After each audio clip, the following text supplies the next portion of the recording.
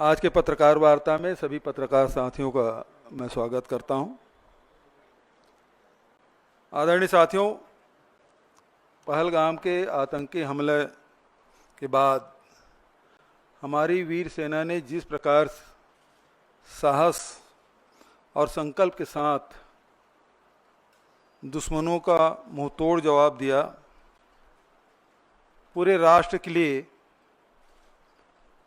यह गर्व का पल था। हमारे जवानों ने 1965 में, 1971 में और कारगिल युद्धों में भारत की अखंडता को बचाया। 1971 में इंदिरा जी ने दुनिया को दिखा दिया था कि भारत किसी के सामने झुकने वाला नहीं है। आज भी हमारी सेना उसी जज्बे के साथ सीमा पर डटी हुई है। कांग्रेस पार्टी उनके साथ कंधा से कंधा मिलाकर खड़ी है। जब जब देश में संकट आया, कांग्रेस पार्टी ने राजनीति को पीछे रखा और राष्ट्रहित को प्रथम स्थान दिया। 1965 में लाल बहादुर शास्त्री जी ने जो नारा दिया, आज भी वह बहुत प्रसिद्ध है, जय जवान जय किसान। इस नारा देकर उन्होंने राष्ट्र को एक सूत्र में बांधा।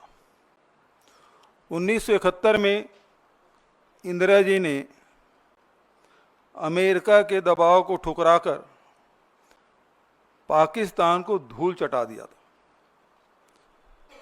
आज भी हमारा वही संकल्प है। आतंकवाद के खिलाफ संघर्ष में राजनीति नहीं, राष्ट्रवाद चाहिए। हमने इंदिरा जी से सीखा है, दुश्मन से बातचीत की मेज पर जब बैठें तो कमजोरी नहीं, ताकत दिखाएं। 1971 में 93,000 पाक सैनिकों को घुटने टिकाए, लेकिन कभी भी दुनिया के सामने झुके नहीं। आज सरकार से पूछिए, क्या अमेरिका के दबाव में हमने अपनी नीति बदल दी? इस संकट की घड़ी में कांग्रेस ने सभी राजनीतिक कार्यक्रम रद्द किए। संविधान बचाओ रैली जैसे महत्वपूर्ण आयोजन को स्थगित किया गया ताकि देश में एकजुटता का संदेश जाए। हमने जय हिंद यात्रा निकाली, जिससे सेना का मनोबल बढ़े और जनता के बीच जनता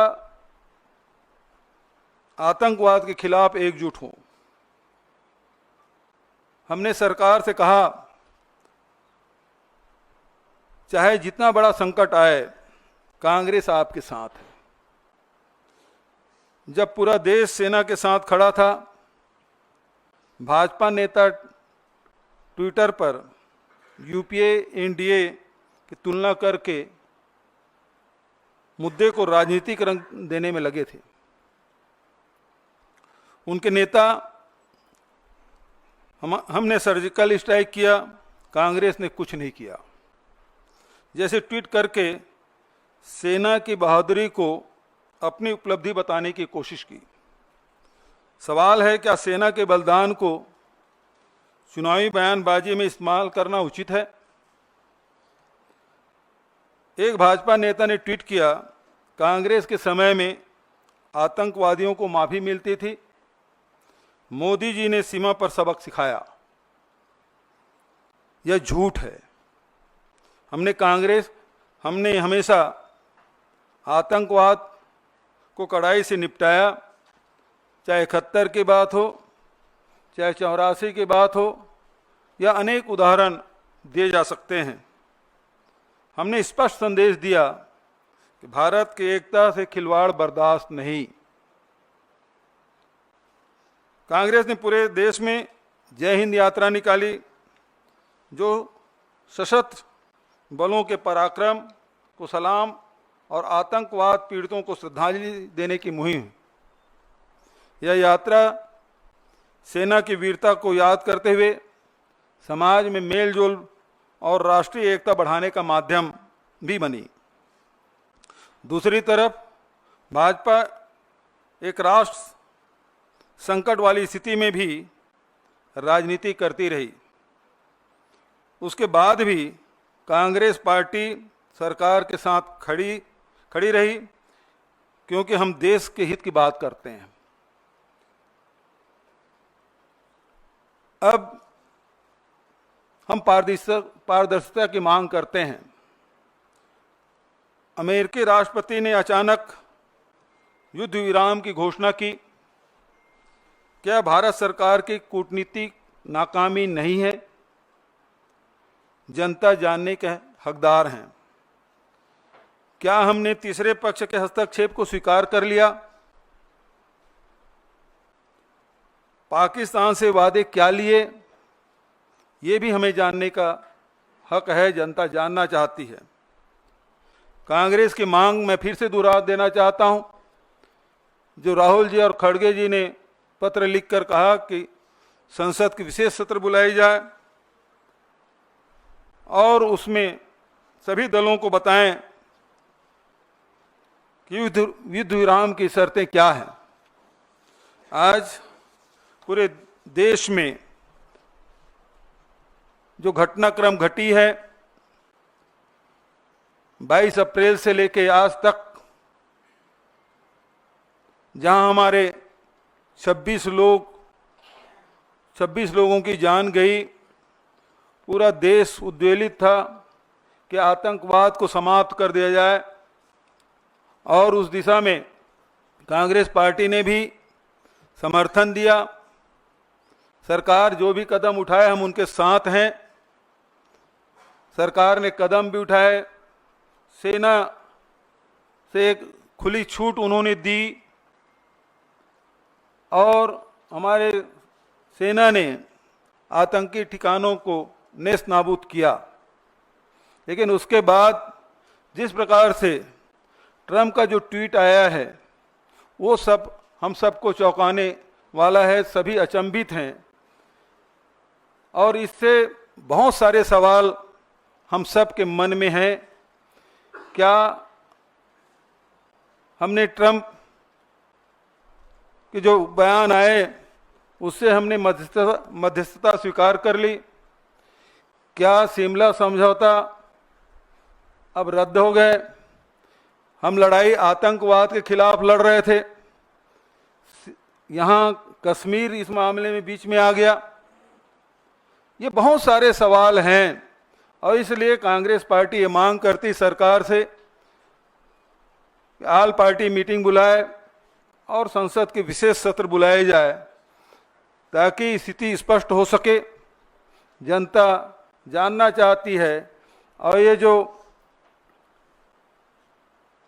शंका के जो माहौल बना हुआ है, वो बादल छटना चाहिए कि सरकार ने क्या वर्षों से चली आ रही हमारी जो रणनीति है उसे बदल दिया गया है, ये जानना चाहती है। आप लोगों की तरफ से कोई सवाल हो तो सादर आमंत्रित।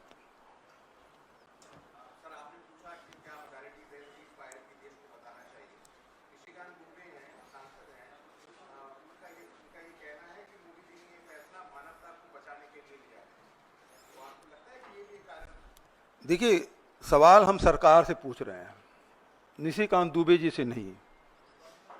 निशिकांत दुबे जी सांसद हैं, वरिष्ठ सांसद हैं। हो सकता है उनके ब्लू आई बॉय हो और उसके बहुत सारे जो बयान हैं जो चर्चित रहे हैं, जिस प्रकार से सुप्रीम कोर्ट के खिलाफ उन्होंने टिप्पणी की, वो सब जानते हैं और उसे किनारा कर लिया गया। तो मैं नहीं समझता कि ये सरकार की तरफ से कोई बयान है। सरकार जवाब दे, क्यों विशेष सत्र नहीं बुला सकती? इसके पहले भी देखें, जब भी युद्ध होता रहा है उस समय दोनों सदन चले हैं, ये रिकॉर्ड में है। अब क्यों नहीं हो सकता?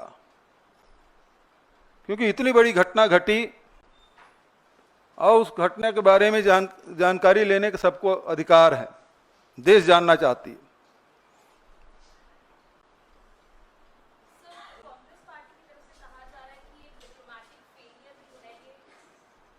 डिप्लोमेटिक फेलियर है सरकार का।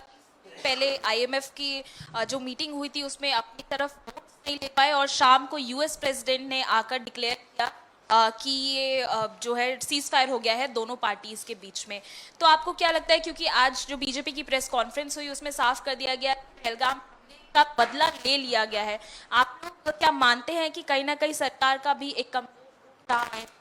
सबसे पहली बात यह है कि युद्ध जब ये लड़ाई चल रही थी उस बीच में पाकिस्तान को आईएमएफ के द्वारा $1 बिलियन उसको दिया जाना और उसमें जब फैसले हो रहे थे तो हमारे प्रतिनिधि वहाँ नहीं थे। दूसरी बात यह है कि अमेरिका के राष्ट्रपति का ट्वीट पहले आता है और उसके बाद दोनों देशों के बयान आते हैं, तो निश्चित रूप से ये कूटनीतिक नाकामी है, इसको सरकार को मानना चाहिए। दूसरी बात, जो अभी आपने भाजपा के प्रवक्ता के जो बात आपने की, तो सवाल ये उठता है कि हमने बदला ले लिया, ये जो वाक्य है इसमें बहुत सारे सवाल उठते हैं। क्या वो 4 या 5 आतंकी आए थे जो 26 लोगों की जान लेके चले गए, वो पकड़े गए या मारे गए? इसका उत्तर आना बाकी है। दूसरा, जब सरकार ने इसे चूक मान ली है तो जिम्मेदारी किस पे ठहराया जा रहा है? कौन उसकी जिम्मेदारी लिया, उसके लिए क्या उसकी सजा मुकर्रर की गई? क्या गृह मंत्री जी इस्तीफा दे रहे हैं?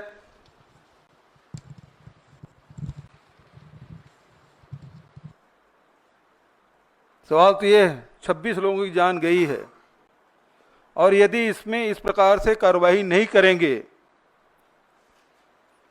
तो निश्चित मान के चलिए कि आने वाले समय में भी इस प्रकार की घटना की यदि पुनरावृत्ति होती है तो किसी पर जिम्मेदारी नहीं ठहराया जाएगा। इसलिए बहुत जरूरी है कि सरकार बताए कि 4 आतंकवादी मारे गए या नहीं, पकड़े गए या नहीं, और ये जो चूक हुई है जब स्वीकार कर लिया है तो उसके लिए जिम्मेदार कौन है, उसे क्या सजा दी जा रही है?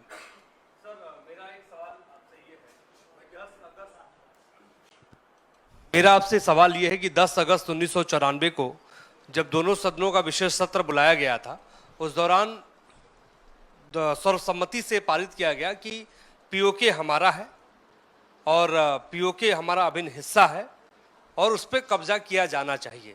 ये 1994 की बात है। 2025 के दौर में आप लोग क्या सोचते हैं? आज भी पीओके हमारा है, उस पर कब्जा किया जाना चाहिए, क्या कब्जा किया जा सकता था? देखिए, प्रश्न आतंकी हमले का है। प्रश्न वहां से शुरू होता है कि 26 लोगों को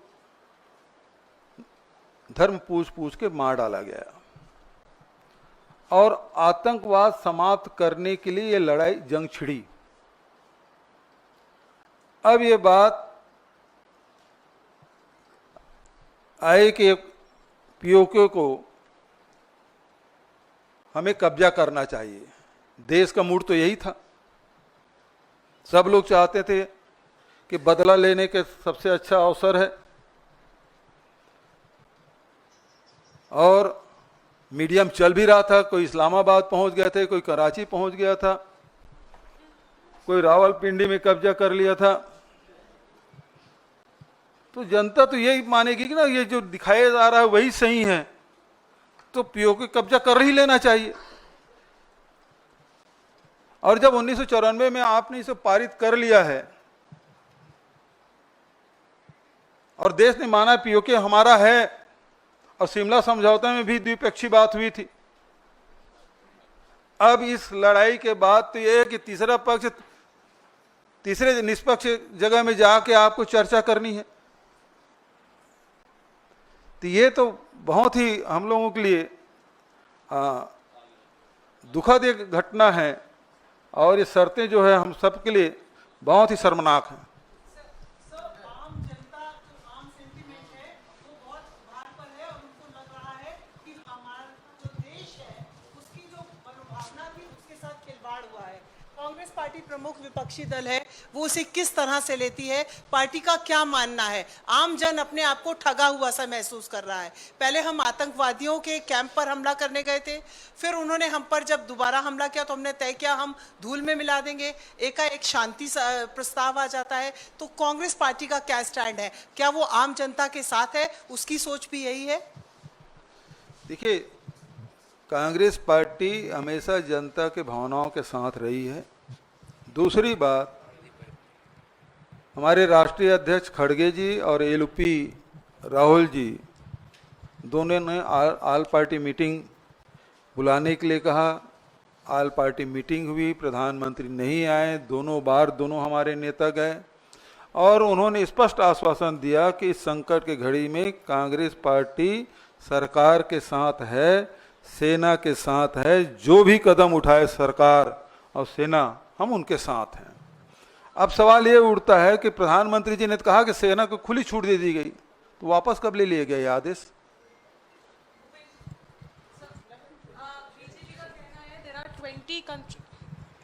बीजेपी का कहना है कि 20 कंट्रीज जो है उन्होंने सपोर्ट किया है इंडिया को, लेकिन आईएमएफ का लोन तो दे दिया गया पाकिस्तान को। तो कहीं ना कहीं आपको लगता है हमारी फॉरेन पॉलिसी फेल हो गई इस बार? देखिए, एक बात स्पष्ट है कि आप इस लड़ाई में देखें, आपके समर्थन में कौन कौन देश आए हैं। जो रूस हमेशा हमारे साथ खड़ा होता था हर संकट में, वो हमारे साथ नहीं दिखे। आज प्रधानमंत्री जी अमेरिका परस्त हो गए हैं, लेकिन अमेरिका ने उसका पहला बयान क्या था, उसको ध्यान में रखिएगा। तो आज हमारे साथ न पड़ोसी देश हमारे साथ हैं, न विश्व में हमारा कोई साथ देने वाला। स्पष्ट रूप से जब संकट आया तो खड़ा होने वाला कौन सा देश हुआ? जबकि नॉन अलाइनमेंट जब मूवमेंट चला, नेहरू जी से लेके इंदिरा जी और राजीव जी तक कितने देश हमारे साथ खड़े होते थे, और आज हमारे पड़ोसी देश भी हमारे साथ नहीं खड़ा हो रहा है। वकील साहब इधर।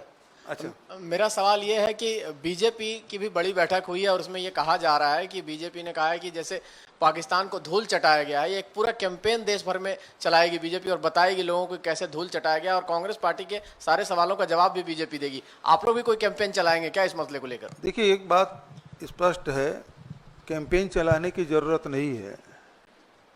आप विशेष सत्र बुला लीजिए ना, आल पार्टी मीटिंग बुला लीजिए ना, वहां उन सवालों को जवाब दे दीजिए। कैंपेन चलाने की क्या जरूरत है? एक मंच, दो ही मंच तो बात करें, आल पार्टी मीटिंग और संसद का विशेष सत्र, वहां बुला लीजिए, सारे सवालों के जवाब आ जाएंगे। सवाल से भाग क्यों रहे हैं? आल पार्टी मीटिंग की बैठक में प्रधानमंत्री दो बार नहीं आए, इसीलिए खड़गे जी ने कहा कि अब आल पार्टी मीटिंग होगी और यदि प्रधानमंत्री नहीं आए तो हम उसका बाइकाट करेंगे, हम नहीं जाएंगे उसमें। बघेल जी, भारत और पाकिस्तान के बीच युद्ध विराम एक तीसरे देश की मध्यस्थता के बाद हुई और इसकी औपचारिक घोषणा भी किसी तीसरे मुल्क के राष्ट्रपति ने की है। क्या आपको ये लगता है कि भारत सरकार के परंपरागत रूप से जो स्टैंड थे उसके साथ खिलवाड़ हुआ है और देश की जनता के भावनाओं के साथ विश्वासघात हुआ है?